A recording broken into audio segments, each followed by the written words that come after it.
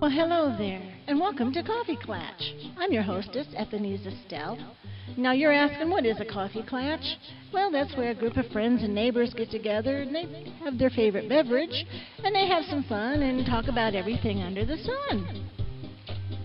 When your friends and family can't get a hold of you, you just tell them you're at the Coffee Clatch and invite them on in. They're always welcome.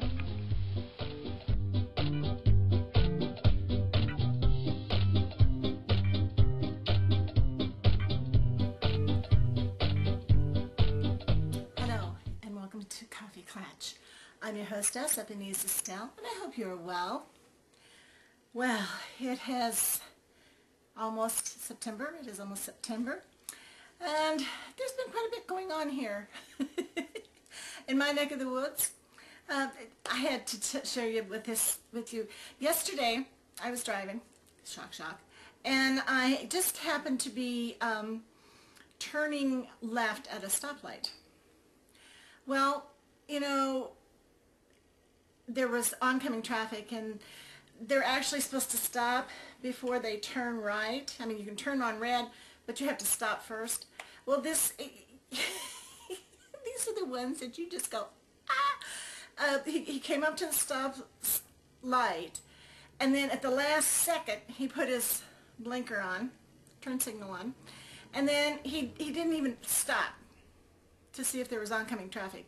He just went. He just, like the briefest of hesitations, and went. Well, I'm right on his bumper because I'm working on it. I have an anger issue, and I've been working on it. And bold as anything, there's a great big sign that says, "No U-turn." Can't miss it. Guess what he does? 3 guesses, the first 2 don't count. He did a U-turn. I just had to laugh.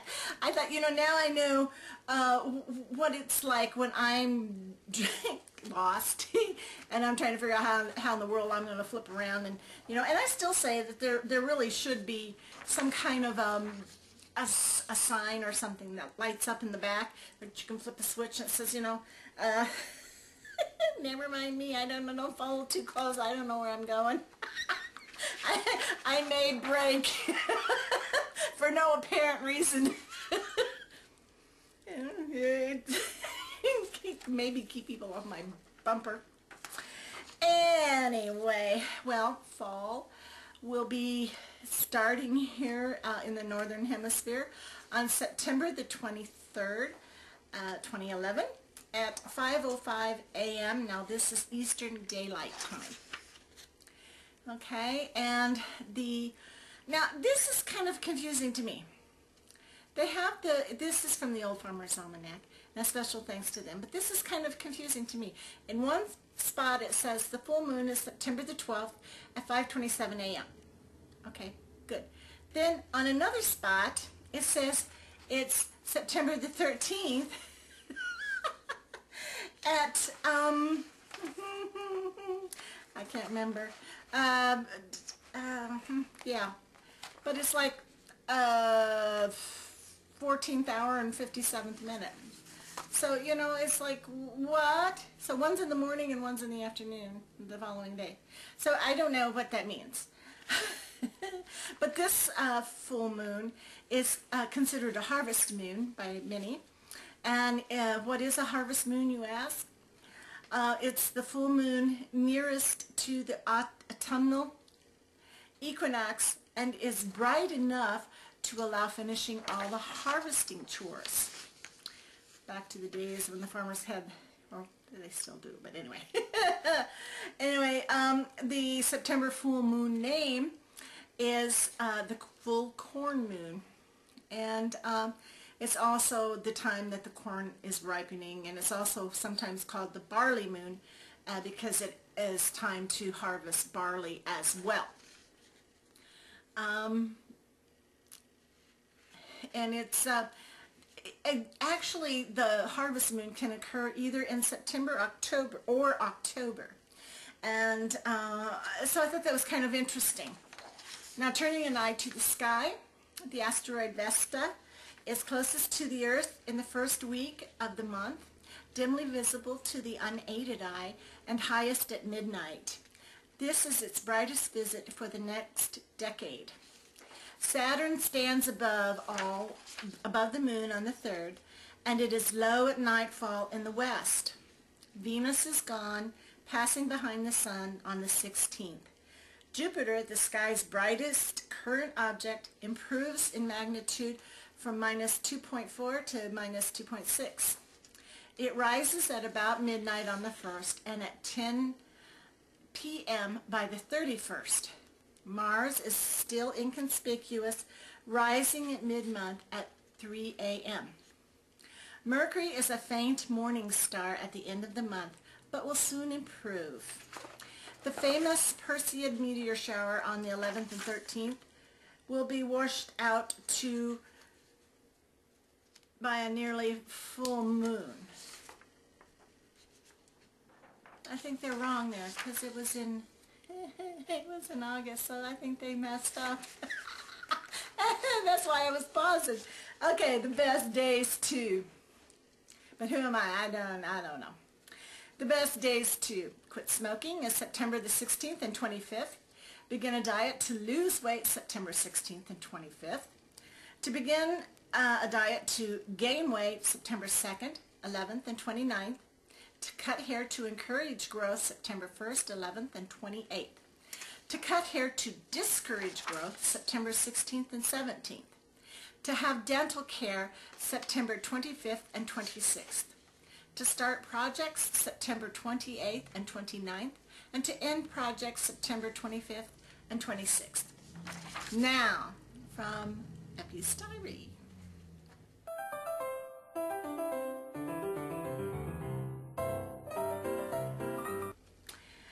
Well, I was watching a commercial the other day, and they were advertising a shampoo. And they mentioned that this shampoo contains argan oil. Well, of course, that led me to think, well, what is argan oil? Well, it is, and you're probably asking the same thing. I'm glad you asked. So I'm going to be paraphrasing from a website, and it will be in the show notes. So if you want to go there and really read about it, you can. Argan oil, which may also be commonly recognized as argan oil or argane oil, is derived from the Argania spinosa tree indigenous to Morocco. There are two types of argan oil, cosmetic and culinary. And traditionally, the women of Morocco utilize argan oil as the foundation of their beauty regimen, applying it to their skin, hair, and nails. And it is recognized as a fundamental element in cosmetic care, and it is being used in several beauty products. So and it also helps prevent UV damage, which is good for your hair too. I mean, you want your hair not to be baked by the sun, because anyway, it turns green. I know I had that happen once when I was young. It was so sun-bleached it turned green. Not literally, like, not grass green, but it certainly was. I guess they call it brassy. Anyway, so a special thanks to this website. Now, there's another commercial on there that I just crack up every time I see it. It's an insurance commercial, first of all. And they say, well, you know, people do dumb things with their smartphones. Yeah.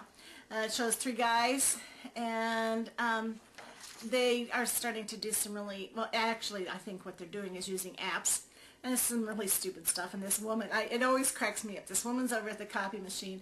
She turns around and she sees these three guys doing this stupidest stuff.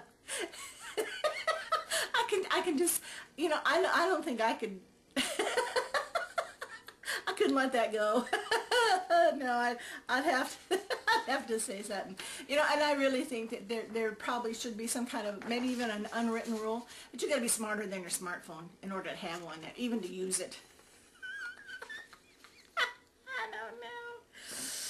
Oh, well.